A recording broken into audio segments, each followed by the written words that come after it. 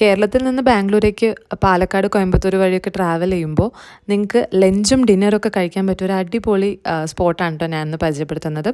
Raja Vrindu family restaurant. ഇത് നമ്മൾ towards Bangalore travel ചെയ്യുമ്പോൾ ഓംലൂർ എന്ന് പറയുന്ന സ്ഥലത്താണ്, കൃഷ്ണഗിരിയൊക്കെ എത്തുന്നതിന് മുമ്പ്.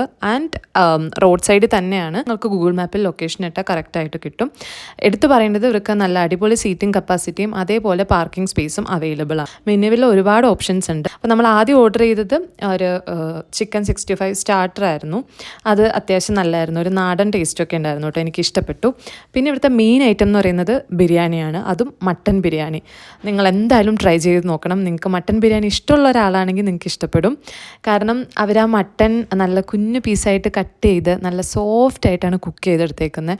പിന്നെ റൈസ് ആണെങ്കിലും നല്ല ടേസ്റ്റി ആയിരുന്നു, ഒരു പ്രത്യേക ഫ്ലേവർ ആയിരുന്നു ആ റൈസിന്. അപ്പോൾ വേഗം നിങ്ങളുടെ ഫ്രണ്ട്സിനൊക്കെ ഷെയർ ചെയ്തോ. നെക്സ്റ്റ് ടൈം ട്രൈ ചെയ്ത് നോക്കാൻ മറക്കണ്ട.